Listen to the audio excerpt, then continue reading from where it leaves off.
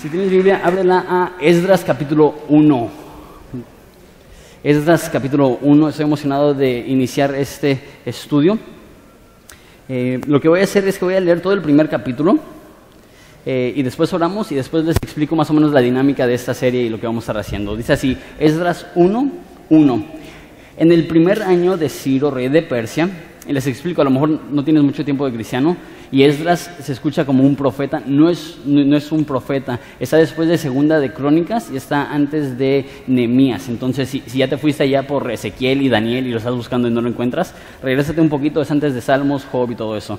Esdras 1:1 dice, en el primer año de Ciro, rey de Persia, para que se cumpliese la palabra de Jehová por boca de Jeremías, despertó Jehová el espíritu de Ciro, rey de Persia, el cual hizo pregonar de palabra y también por escrito por todo su reino, diciendo, así ha dicho Ciro, rey de Persia, Jehová, el Dios de los cielos, me ha dado todos los reinos de la tierra y me ha mandado a que le edifique casa en Jerusalén, que está en Judá.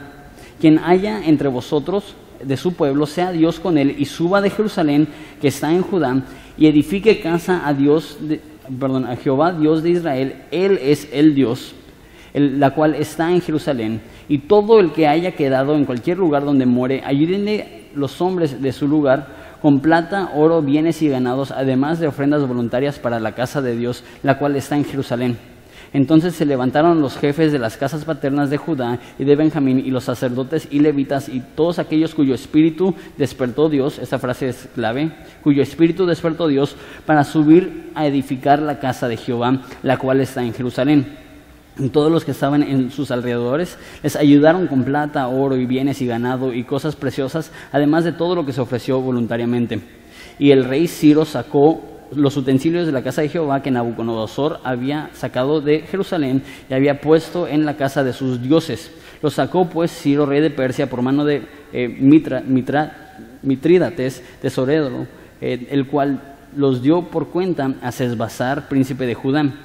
Y esta es la cuenta de ellos, 30 tazones de oro, 1000 tazones de plata, 29 cuchillos, 30 tazas de oro, 410 tazas de plata y otros 1000 utensilios.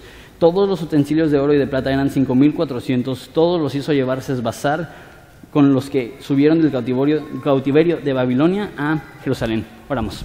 Jesús, te damos tantas gracias por la oportunidad que nos das día tras día, semana tras semana, año tras año, de estudiar tu palabra, de considerar los conceptos y los preceptos que están aquí para nosotros. Y al iniciar esa nueva serie, enfocándonos en tu casa y enfocándonos en nuestra casa, pedimos que nos ilumines, Jesús, para saber cómo vivir de acuerdo a tus mandatos, tus conceptos y tus preceptos. Te amamos, Jesús, eres precioso y pedimos eso en tu nombre. Amén. Muy bien, entonces empiezo contestando la pregunta, ¿por qué Esdras? Porque les pedí la semana antepasada que leyeran el libro, no toma mucho tiempo leerlo, posiblemente unos 20 minutos, media hora leerlo de pasta a pasta. Les pedí que lo leyeran y a lo mejor algunos de ustedes lo leyeron. Y a primera vista ves el libro de Esdras y parece ser solamente un documento histórico. Eso es lo que pasó y colorín colorado, este cuento se ha acabado, con muy pocas implicaciones para nosotros hoy en día. Sin embargo, no es así. El enfoque del libro de Esdras que vamos a descubrir, o ya has descubierto si conoces la Biblia, es la reconstrucción del templo. Eso es lo que sucede durante el libro de Esdras. Pero hay algo más, hay algo que está un poco debajo de la superficie, unos conceptos muy padres, y esto es las implicaciones que tienen la reconstrucción del templo en nuestras vidas personales. La palabra hijos se repite 160 veces en este libro, son 10 capítulos, entonces si se repite 160 veces, son 16 veces por capítulo. La palabra casa se repite 60 veces en este libro, aproximadamente 6 veces por capítulo, y la palabra padres se repite 20 veces, aproximadamente 2 veces por capítulo. Entonces, aunque está hablando acerca del templo primordialmente, va a estar hablando mucho acerca de las familias particularmente.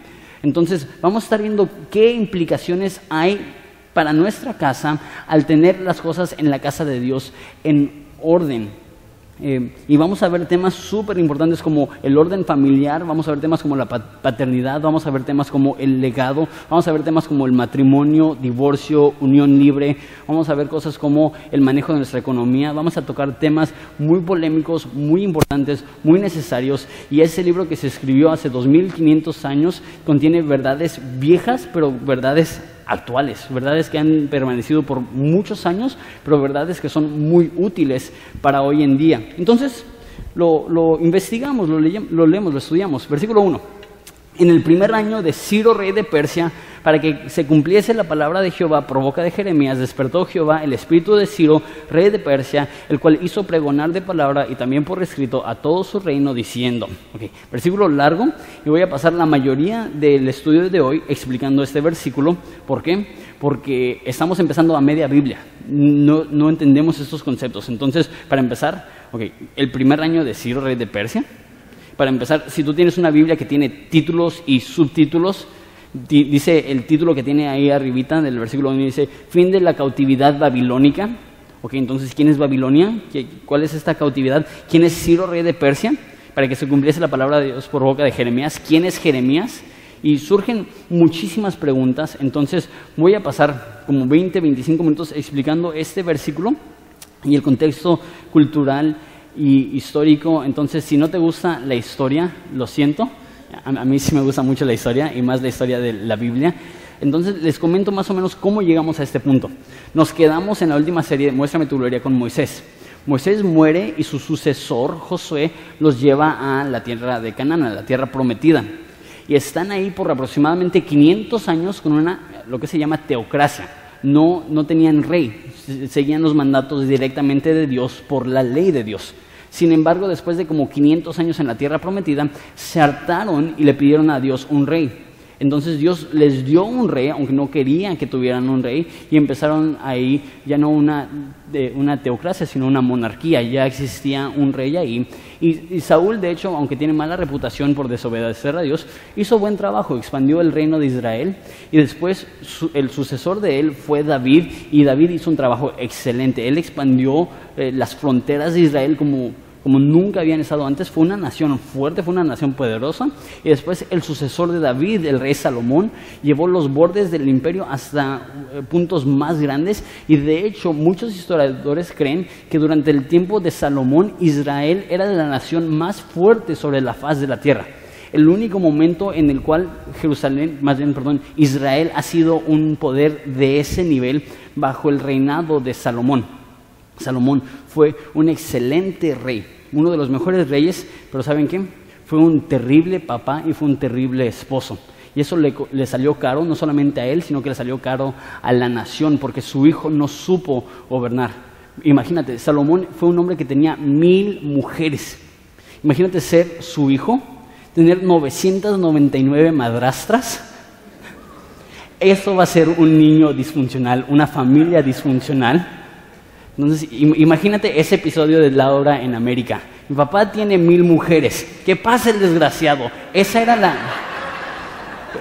era la vida de Rehoboam, ese chavo que se crió en una familia, como dije, un rey que era buen administrador, pero un terrible papá. Y eso va a tener implicaciones grandísimas para eso, porque vamos a ver que puede ser, entre comillas, un cristiano, que la gente piense que eres cristiano, pero un cristiano verdadero va a cuidar también las necesidades de su esposa y de sus hijos.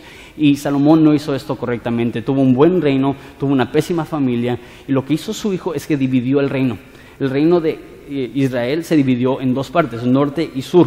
Norte se conocía como Israel, y si tienes tiempo en la iglesia, eso ya lo sabes, pero si no tienes tiempo en la iglesia, a lo mejor todo eso es nuevo, y para mí es muy fascinante la historia de cómo sucedió todo eso. Entonces estaba el reino del norte, que eran 10 tribus, y estaba el reino del sur, que eran 2 tribus, y donde estaba Jerusalén en la zona del sur. Y después de la división, existieron por 500 años. Recuerda, eso lo vemos rápido porque sabemos que pasó, pero considera la historia de México. Es más o menos el tiempo que tenemos desde que llegó Cristóbal Colón, 500 años. Entonces pasan 500 años como una nación dividida. Esa es la región del norte, esa es la región del sur. Y después de 500 años cae la región del norte, cae Israel ante los asirios. Y lo trágico de esto era que la táctica de los asirios era sacar una parte del pueblo y reemplazarlos con partes de otros pueblos, y se hacían una raza mestiza, y lo que sucedía es que se perdía el orgullo nacional, y si no tienes orgullo nacional, no vas a pelear por una tierra. Si tu mamá es de una parte y tu papá es de otra parte y vives en otra parte, no vas a tener ese orgullo nacional que dicen, no, yo voy a defender esta tierra hasta la muerte. Los de Israel perdieron ese orgullo nacional, perdieron esa sangre pura, se convirtieron en un pueblo mestizo, y los de Israel, después del cautiverio en Asiria, después de que los dominaron los asirios, se convirtieron en los samaritanos.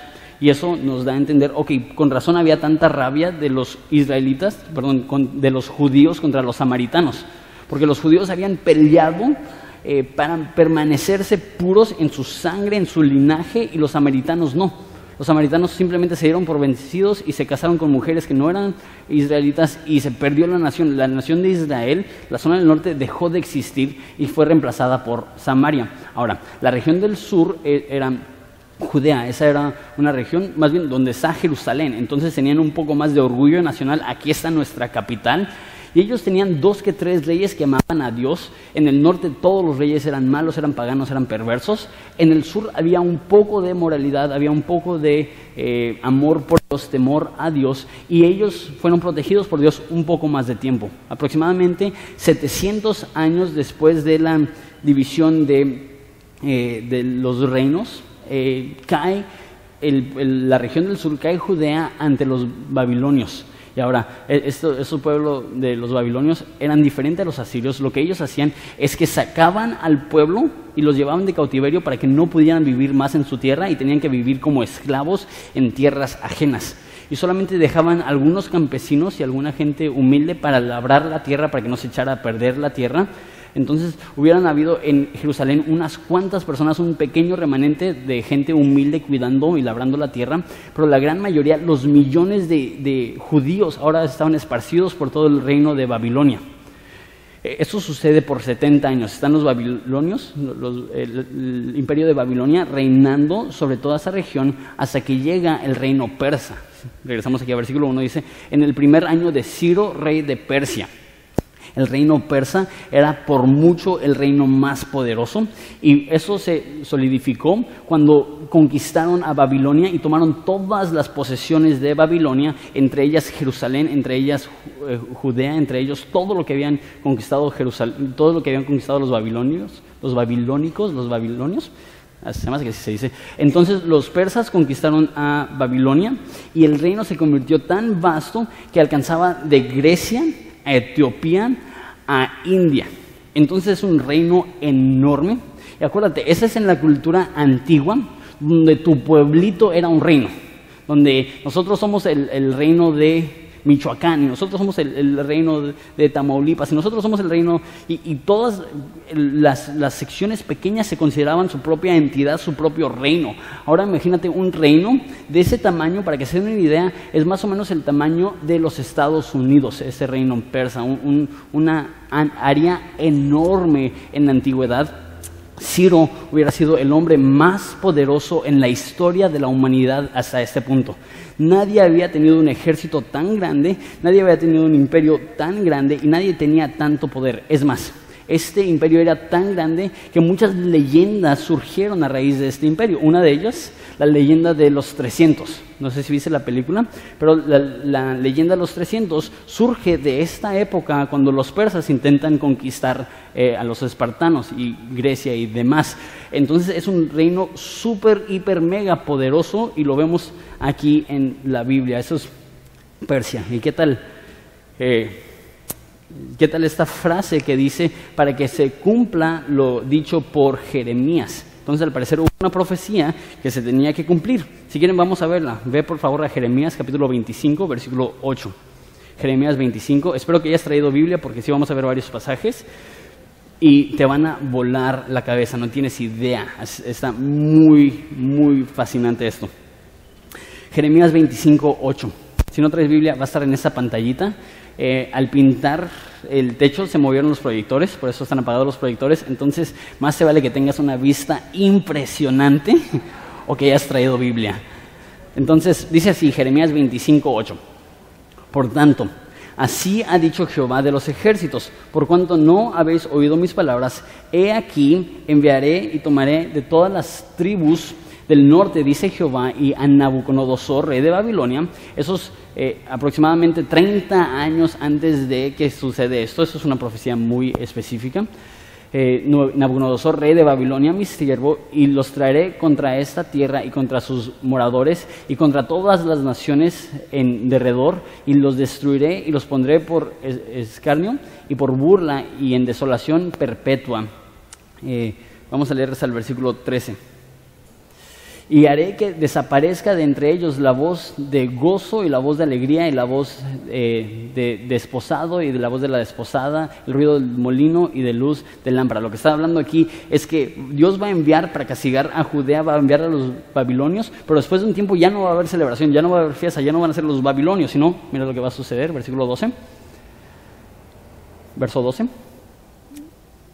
Y cuando sean cumplidos los 70 años, castigaré al rey de Babilonia y a aquella nación por su maldad. Entonces dice, van a conquistar a Judea y van a estar reinando por 70 años, eso es fascinante, y castigaré al rey de Babilonia y a aquella nación por su maldad, ha dicho Jehová, y la tierra de los caldeos, que también son los babilonios, la convertiré en desiertos para siempre. Esto es cierto hasta la fecha. Hoy en día donde estaba Babilonia es desierto, no existe nada. Siguiente versículo.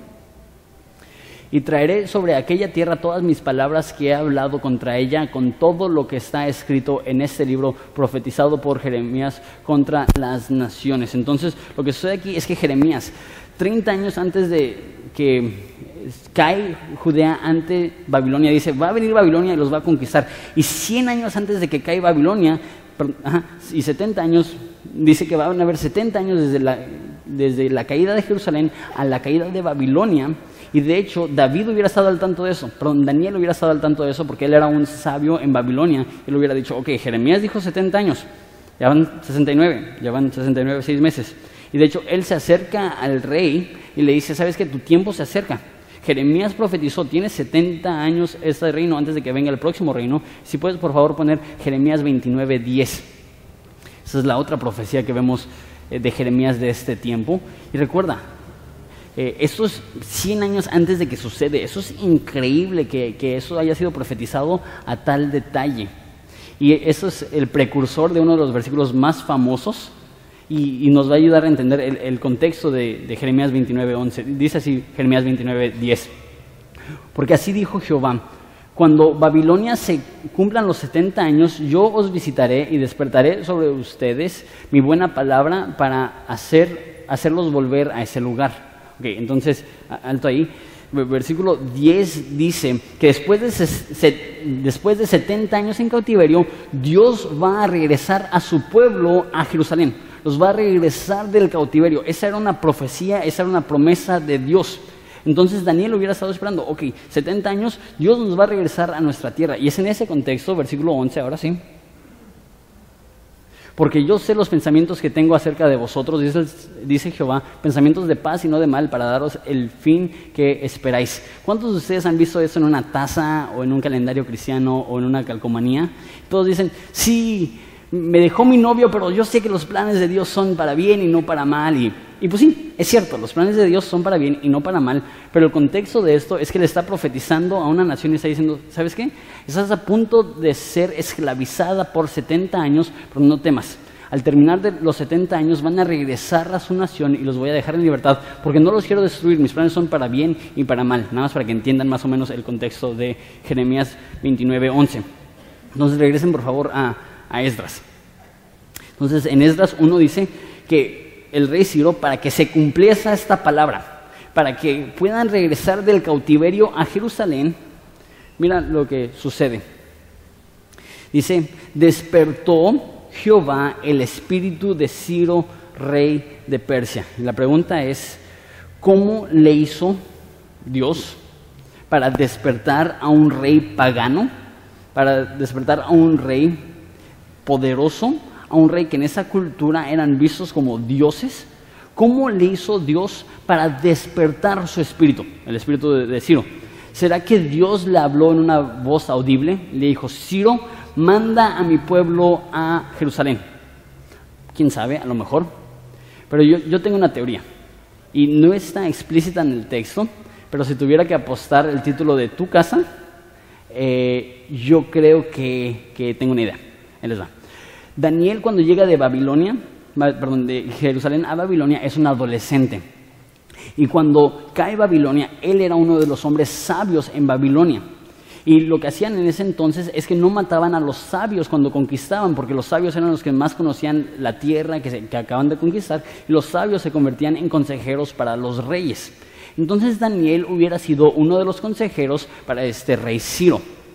¿Y qué puede ser tan grande, tan impactante, tan impresionante, que haga que el rey Ciro, el hombre más poderoso en la historia de la humanidad, diga cosas como: Jehová, Dios de Israel, Él es el Dios? Eso es extraordinario. Eso un tirano no lo dice, eso un monarca no lo dice.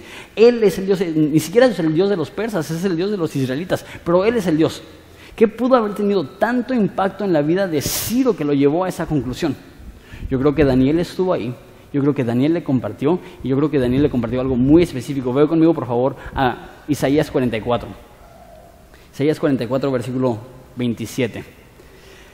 Esta es, en mi opinión, una de las defensas más fuertes para la validez de la Biblia, la inspiración divina de la Biblia y la inherencia de la Biblia. O sea, yo creo que esto es lo que distingue a la Biblia de cualquier otro documento histórico. Mira eso, esto se escribió 150 años antes de que naciera Ciro. Mira lo que dice Isaías 44, 27, dice: que dice a las profundidades, secados, y a tus ríos te haré secar. Siguiente versículo.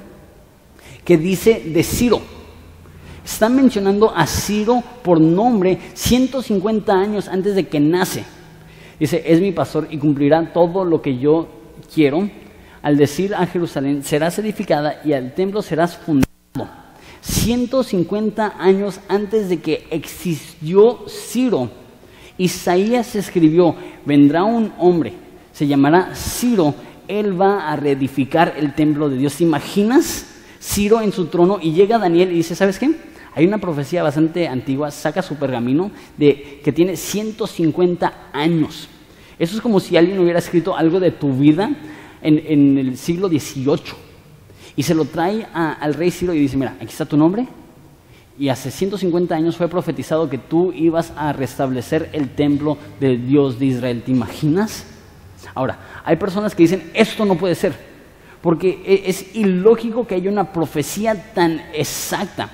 Típicamente las profecías son: vendrá un rey, o habrá una persona, o habrá un sabio. Es mucho más genérico, es mucho más abierto, no tan específico. No, vendrá Ciro. Ese es su nombre. Entonces, lo que especulaban los escépticos por muchos años es que Isaías 44 se escribió mucho después, fue agregado. ¿Por qué? Porque es imposible que Isaías haya estado enterado de esto. Ahora, esa teoría se destruye cuando se sacan los pergaminos del Mar Muerto. Está todo Isaías de principio a fin, y que fue escrito durante los tiempos de Isaías. Eso significa que sin duda alguna esto fue escrito 150 años antes del nacimiento de Ciro, profetizando exactamente lo que Ciro iba a hacer. Con razón Ciro dice: wow, Jehová es Dios. Wow, ese Dios de esa nación, Él es el único Dios verdadero. Ahora, siguiente capítulo 45, versículo 1, si lo puedes poner por favor. Dice así. Dice: así dice Jehová a su ungido, a Ciro. Continúa hablándole a Ciro: al cual tomé yo por su mano derecha para sujetar naciones delante de él y desatar lomos de reyes, para abrir puertas delante de él, las puertas no se cerrarán. Yo iré delante de ti y enderezaré los lugares torcidos, quebrantaré las puertas de bronce y los cerrojos de hierro haré pedazos, y te daré los tesoros escondidos y los secretos muy guardados, para que sepas que yo soy Jehová, el Dios de Israel, que te pongo en nombre por amor de mi siervo Jacob y de Israel mi escogido. Te llamé por tu nombre, te puse sobrenombre, aunque no me conociste. Yo soy Jehová y ninguno más hay, no hay Dios fuera de mí. Yo te ceñiré aunque tú no me conociste.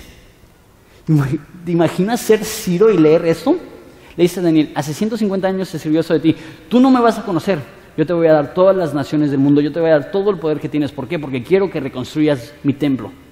Ok, ahora lo que es bien interesante acerca de eso, lo que me vuela la cabeza, una vez más, si no te gusta la historia, perdón, pero soy medio nerd en ese aspecto, me gusta mucho la historia.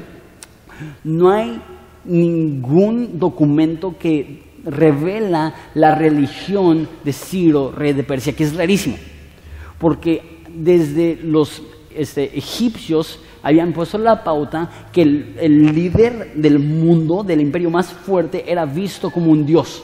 Los faraones eran vistos como un dios, los reyes de los babilonios se veían como Dios. ¿Se acuerdan de Nabucodonosor, que hizo una mega estatua para que se postraran ante él y lo adoraran? Y todos los dioses persas se creían dioses. Si viste la película 300, hay una escena donde Jerjes dice, yo soy Dios.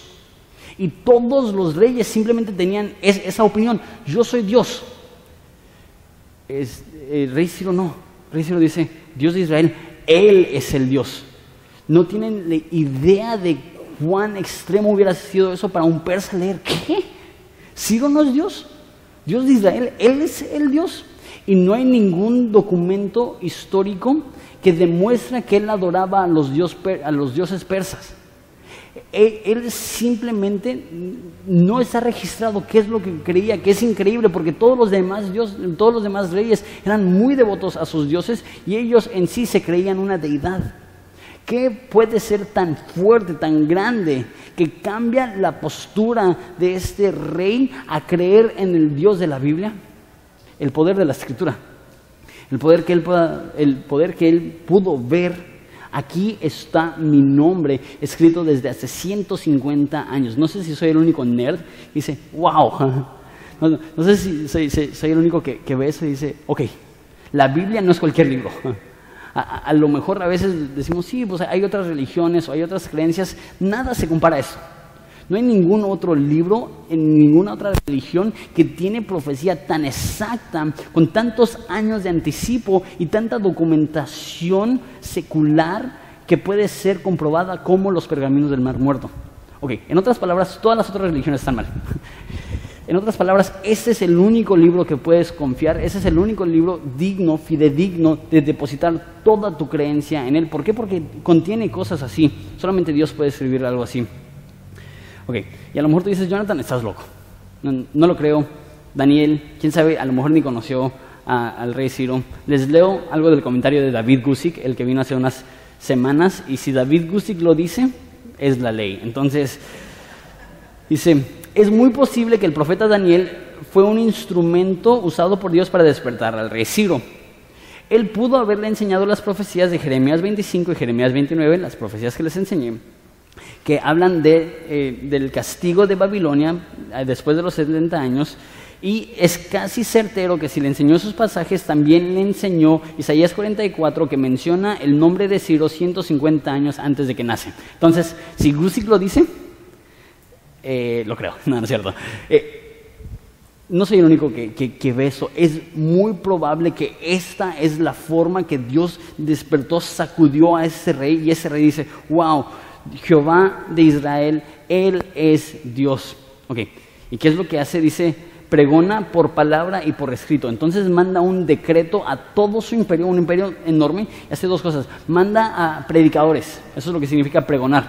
Manda a personas que están gritando en las calles un cierto mensaje, ahorita voy a decir qué, y también lo mandan por escrito. Están poniendo pósters, están poniendo flyers, están haciendo propaganda por toda la nación. ¿Y qué es lo que dice esta propaganda? ¿Qué es lo que dice esta predicación? Así ha dicho Ciro, rey de Persia: Jehová, el Dios de los cielos, me ha dado todos los reinos de la tierra y me ha mandado a que le edifique casa en Jerusalén, que está en Judá. Eso también confirma que yo creo que él leyó las profecías de Isaías. ¿Por qué? Porque Isaías dice, y vendrá Ciro y él edificará templo para Jehová. Y él dice, ok, Dios me ha dicho, Dios me dio todas las naciones del mundo. ¿Por qué? Porque necesito edificarle casa a Jehová. Los babilonios, cuando entraron, destruyeron el templo que existía y ya no había templo en Jerusalén. Y él solo ve una tarea personal, reedificar este templo. Pero nota, eso es muy interesante y eso va a ser fundamental para el resto de la serie. Dice, Jehová, Dios de los cielos, me ha dado todos los reinos de la tierra y me ha mandado a que edifique casa en Jerusalén. Es muy interesante porque normalmente cuando la Biblia habla del templo usa esa palabra, el templo, no la casa. Algunas partes cuando David habla del templo habla de la casa de Dios, pero la gran mayoría del tiempo cuando se habla del templo se está hablando del templo, no de la casa de Dios. Esta frase casa es muy particular y de hecho Esdras más que cualquier otro libro se refiere al templo de Dios como la casa de Dios. Yo creo que lo hace a propósito.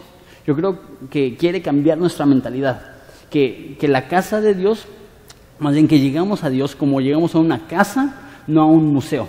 Llegas a una casa para tener relación, llegas a un museo solamente y meramente para información. Yo creo que debemos de llegar a Dios como una casa y no como un teatro.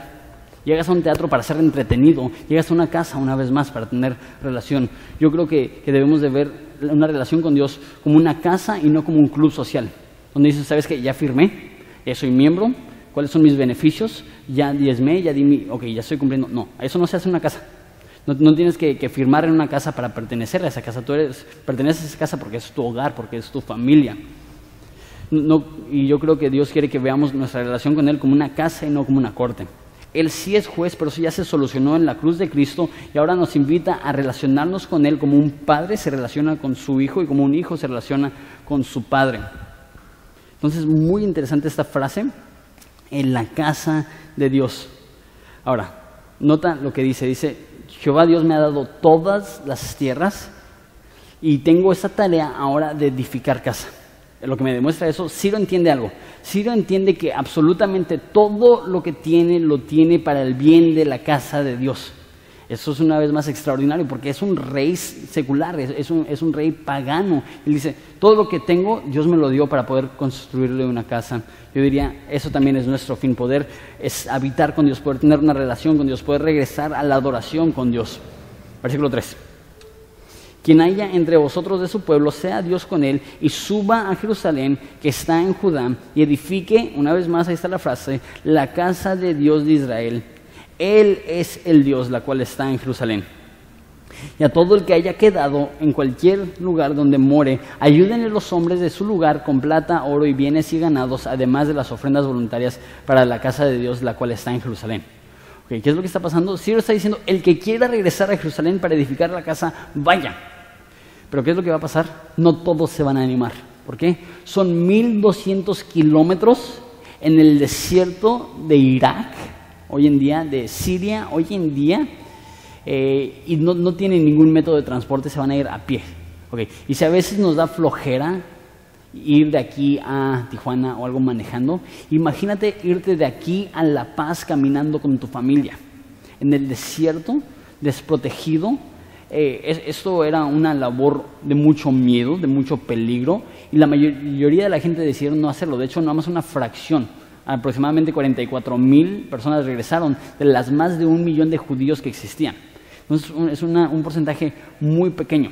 Sin embargo, veo aquí un principio, y no creo que es la interpretación primordial, no creo que aquí está hablando de misiones, porque está hablando de regresar a Jerusalén, de regresar a la adoración. Yo creo que todo judío debió de haber regresado. ¿Por qué? Porque la ley de Moisés expresa que tienes que ir al templo para hacer los sacrificios. Entonces, si estás viviendo lejos y se presenta la oportunidad de regresar y no regresas, no estás cumpliendo con la ley de Moisés, que es ir al templo a hacer los sacrificios. Yo creo que todo judío debió de haber regresado, pero no todos regresaron. Yo creo que eso demuestra la incredulidad de muchos. Yo creo que también demuestra lo que dice Jesús, que ancho es el camino a la perdición y angosto es el camino que lleva a la vida eterna. Muy pocos son los que deciden regresar. Ahora, hay un concepto aquí secundario que quiero desarrollar porque se me hace que es importante como una iglesia, que es que algunos van y los que no van se quedan y apoyan. Y esto veo aquí el modelo de misiones. Una vez más, no creo que es la interpretación primordial. ¿Por qué? Porque no están saliendo como misioneros, están regresando a su casa.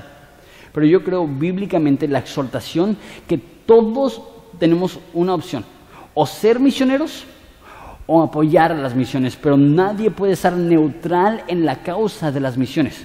O sea, o tú dejas tu hogar como misionero o apoyas a alguien como un misionero. Eso es lo que dice Romanos 10. ¿Cómo irán si no les predican? ¿Y cómo predicarán si no son enviados?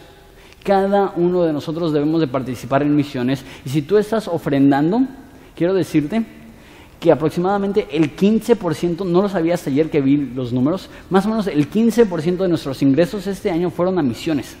Entre la iglesia que estamos plantando en Acapulco, entre el apoyo que le damos a Algodones, el apoyo que damos a San Felipe, el apoyo que damos al que está en la India, aproximadamente 65,000 pesos han salido de esa iglesia solamente en este año para apoyar misiones. Dije, órale, qué padre, estamos practicando lo que predicamos.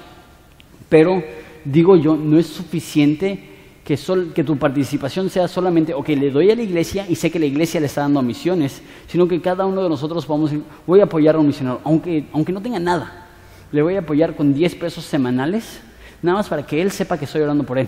Lo que puedes hacer es que tenemos sobres y puedes poner, no manejamos que pongas tus nombres en los sobres porque la Biblia dice que no sepa tu mano derecha lo que da tu izquierda y no queremos saber quiénes son los que están dando porque simplemente la Biblia dice no sepa tu mano derecha lo que a tu mano izquierda. Pero lo que sí tenemos sobres para que si quieres un destino particular para tu ofrenda, lo podemos llevar a cabo. Entonces tenemos realmente esos misioneros ahorita. Tenemos a Octavio en San Felipe, tenemos a Brian en la India, tenemos a Aarón en Algodones y tenemos a Hassan en Acapulco. Y si quieres apoyarlos, te animo a que empieces a apoyarlos porque yo veo este modelo. O vas o envías. La iglesia está enviando, la iglesia está apoyando. No quiero que ustedes se pierdan la bendición de apoyar a aquellos que están saliendo. Versículo 5. Eso es súper importante. Entonces se levantaron los jefes de las casas paternas de Judá y de Benjamín y los sacerdotes de los levitas y todos cuyo el espíritu despertó Dios, una vez más esta frase, así como Dios despertó a Ciro, así Dios despierta a los jefes de las casas paternas para subir a edificar la casa de Jehová, la cual está en Jerusalén. Ok. Esto es polémico hoy en día. ¿Por qué? Porque históricamente México no ha sabido cómo manejar esa situación. ¿Por qué? Porque existe el temor en México que si se les da este título a los hombres, jefes de casa, que van a ser abusivos, que van a ser machistas, que van a abusar a las mujeres. Y lo que ha sucedido es que ha habido una reacción feminista que dice, ¿cuál? El hombre, el líder, por favor. Yo soy igual de capaz, yo soy igual de habilidosa, yo soy igual de inteligente, yo puedo ser la patrona de la casa. Y eso es lo que existe hoy en día con el feminismo y yo creo que en cierta parte pues, tiene sentido. Muchos hombres han hecho un trabajo terrible llevando su hogar. Pero aquí vemos el orden bíblico, que el hombre debe de ser el jefe de la casa.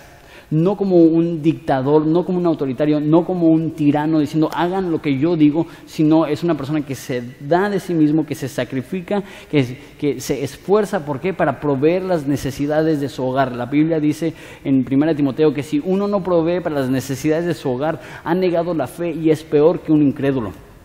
Hombres, Dios te pone a ti esta responsabilidad de ser la cabeza del hogar, de ser el líder del hogar. Y esto lo vamos a repetir vez tras vez, tras vez, tras vez en esta serie.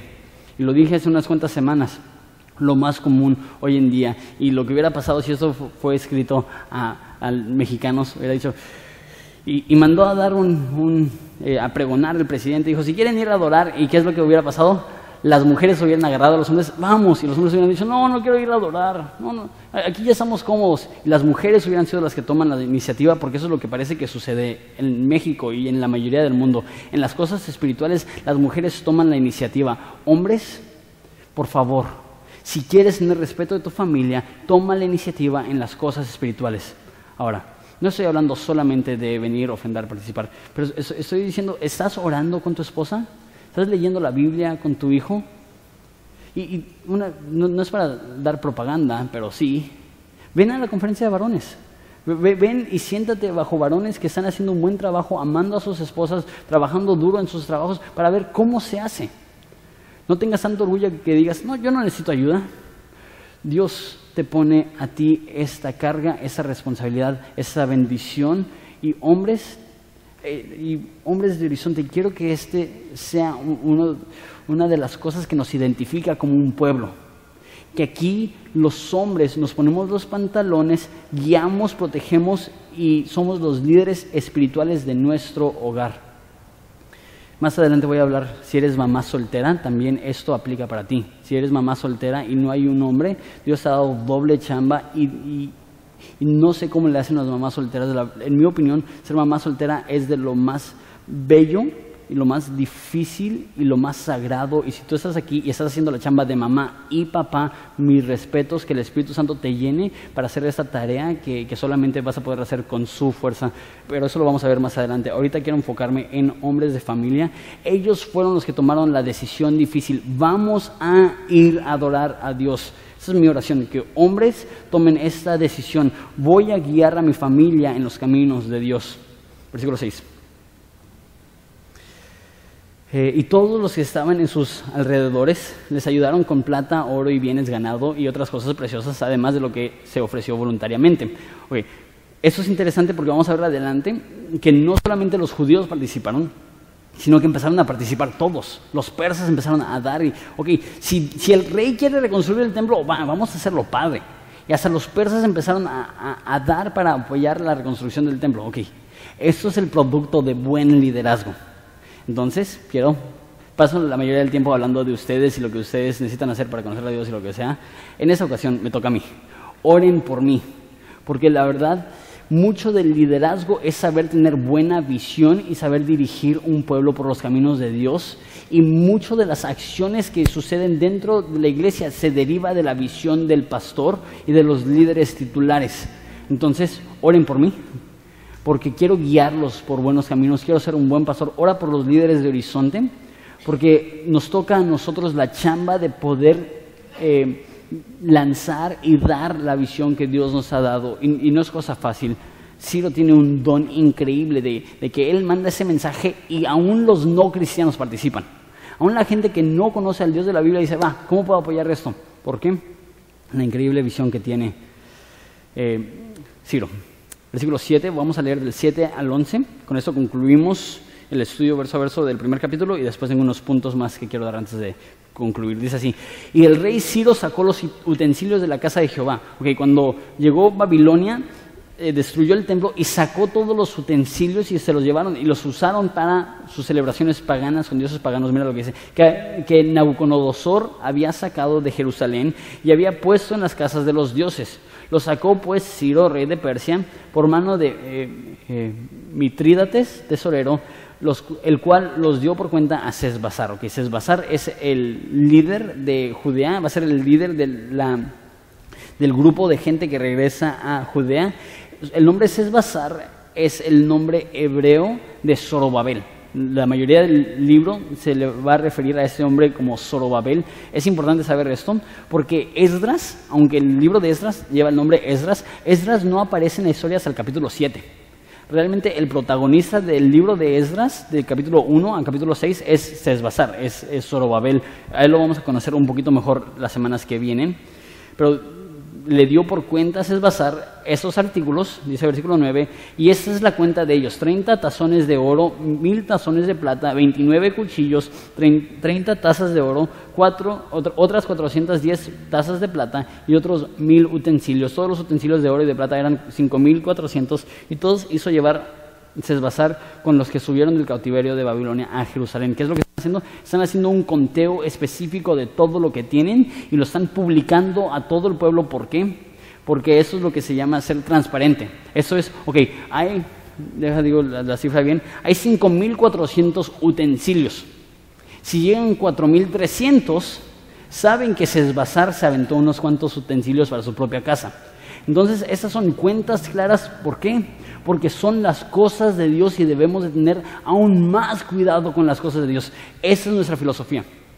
Cada peso que entra a Horizonte se documenta y tenemos todo escrito con recibos, un sistema de contabilidad bastante complejo. ¿Por qué? Porque si tú quieres ir a la oficina y decir, yo quiero ver en qué se gastan las cosas en Horizonte, con mucho gusto los libros están abiertos. Puedes ver cómo se ha gastado cada peso de lo que tenemos en Horizonte. ¿Por qué? Porque es el dinero de Dios. No queremos que llegue una persona un día y diga, a ver, muéstrame cuentas, y no.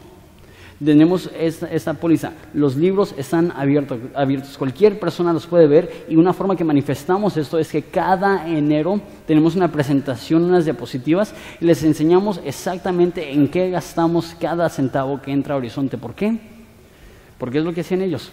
Hay un conteo. Ok, ¿cuántos utensilios hay? Ok, eso nos vamos a asegurar que llegue a su destino. Yo creo que la mejor póliza en cuanto a la economía es tener los libros abiertos, no esconder nada de nadie. Y eso es lo que hicieron. Ahora, ¿por qué invirtieron tanto en la casa de Dios? Les digo eso. Porque se va a escuchar que, y más porque hablé del piso y del techo, que les estoy pidiendo dinero. No, a eso no voy.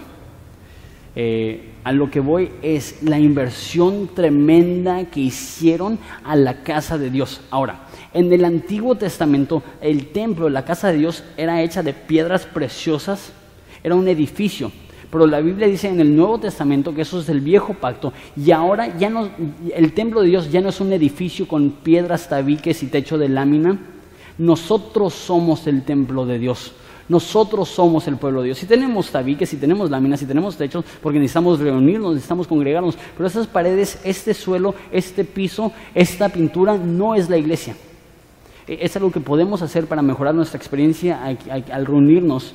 Pero la iglesia, el templo somos tú y yo, es el conjunto de nosotros.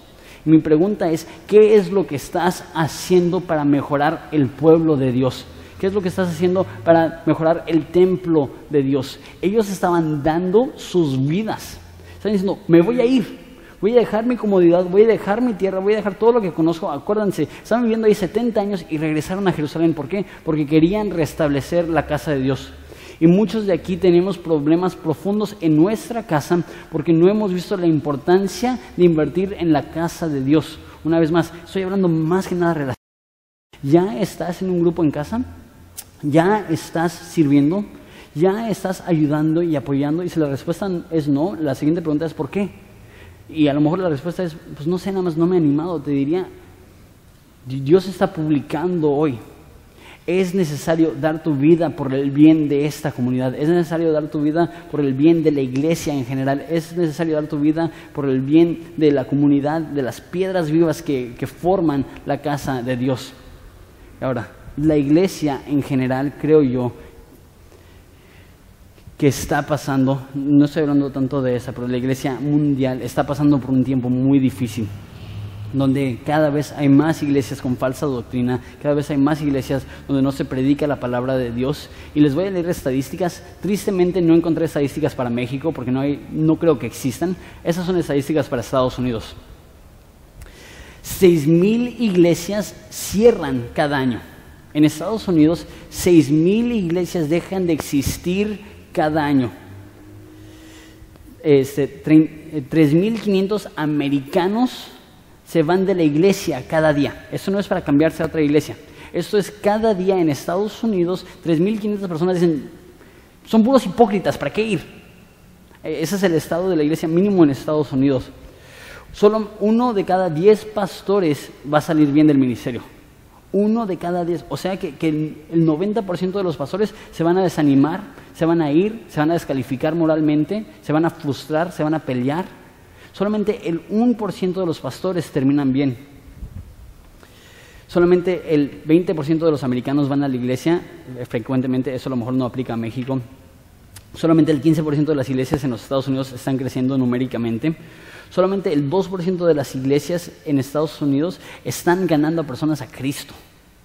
Solamente el 2% de las iglesias están creciendo porque más personas están conociendo a Jesús. Eso es terrible. Solamente el 9% de cristianos dan económicamente a su iglesia. Solamente 800 iglesias nuevas empiezan en Estados Unidos por año. Una vez más, esas son estadísticas de Estados Unidos. A lo mejor no refleja lo mismo aquí en México. Se necesitaría en Estados Unidos 10,000 iglesias nuevas para estar al tanto con el crecimiento de la población de Estados Unidos. O sea, que debería de haber 10,000 iglesias más por año en Estados Unidos, y en vez de 10,000 iglesias más por año, hay 5,200 iglesias menos por año. O sea, mínimo en Estados Unidos hay una crisis. Las iglesias no están saludables, las iglesias no están creciendo espiritualmente, no están llevando a gente a Jesucristo. Una vez más, esos Estados Unidos es diferente en México, pero yo creo que hay muchos rasgos y muchas similitudes en la iglesia en México. ¿Cuántas iglesias en México no tienen una pasión por la gente que no conoce a Cristo? ¿Cuántas iglesias en México se permanecen así en su grupito? ¿Por qué? Porque no quieren incomodarse. La primera persona que llega y no es cristiano, todos lo empiezan a juzgar y lo ahuyentan.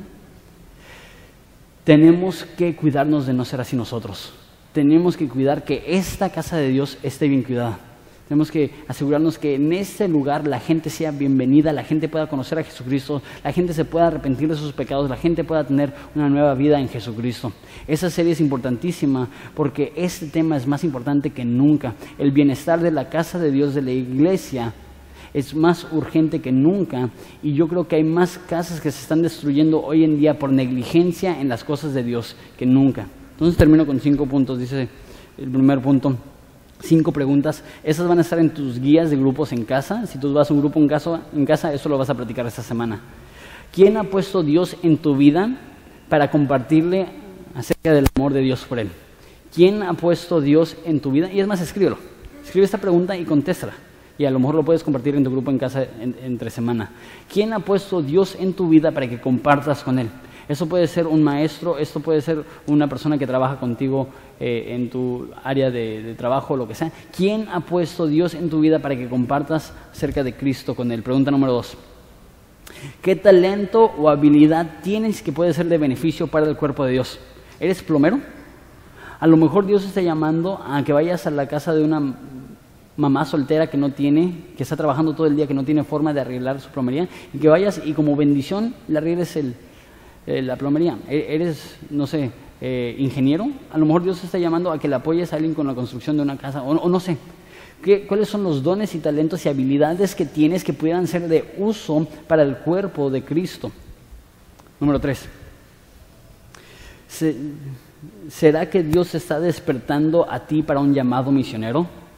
Nosotros queremos ser una iglesia que manda a misioneros, pero para poder mandar misioneros necesitamos ser una iglesia donde individuos sienten el llamado a dejarlo todo para seguir a Jesucristo.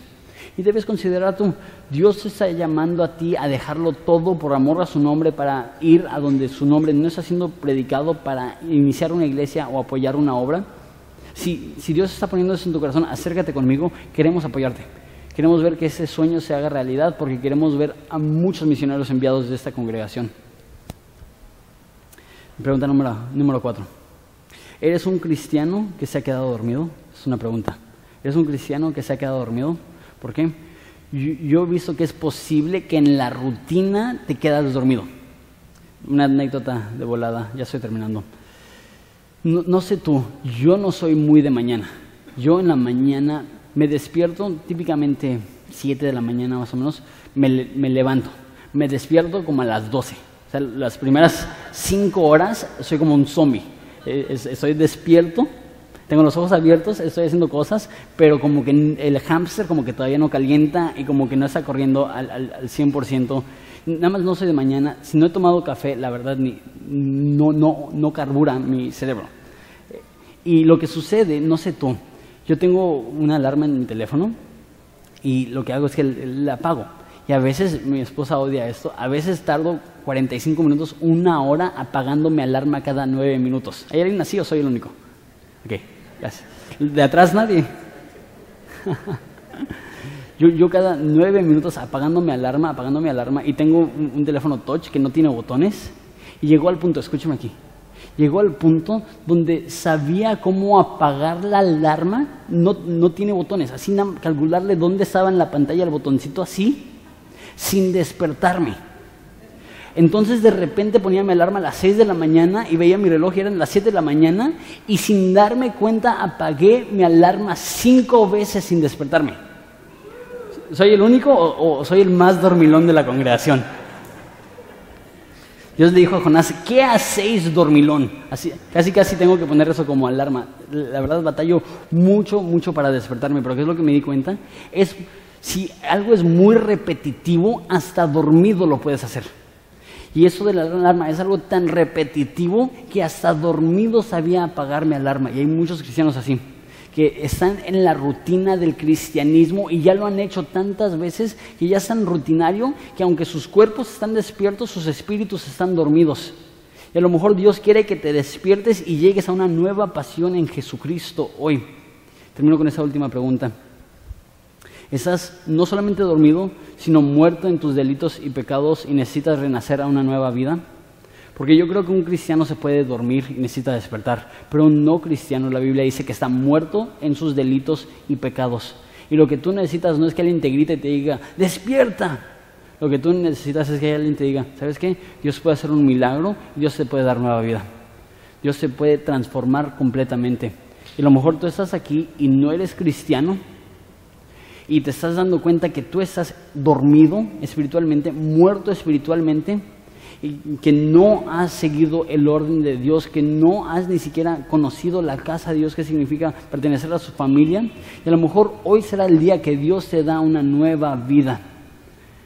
Hoy tenemos bautizos y es una oportunidad excelente. A lo mejor Dios te está despertando hoy para que tomes ese paso de fe para bautizarte. A lo mejor nunca te has bautizado y a lo mejor te da pena porque la gente te conoce y tienes tiempo en la iglesia y dices, por favor, que yo me bautice, la gente, ¿qué va a decir de mí? A lo mejor Dios te está despertando en ese momento para que digas, me voy a bautizar, ya no quiero desobedecer más tiempo. O a lo mejor tú estás aquí y no eres cristiano y dices, me quiero bautizar, pero tengo miedo porque no soy cristiano. Y ¿sabes qué? La Biblia dice, si crees, bien puedes. Si le das tu vida a Jesucristo, me encantaría bautizarte, aunque sea hoy el día que le das tu vida a Jesucristo.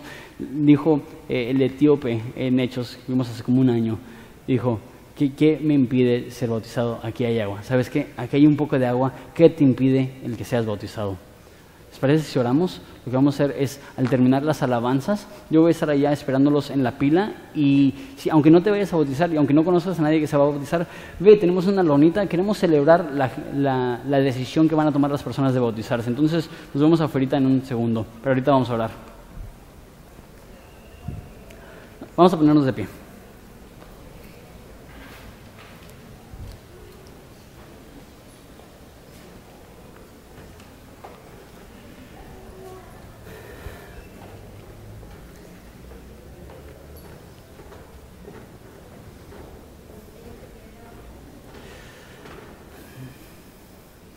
Jesús, te damos tantas gracias.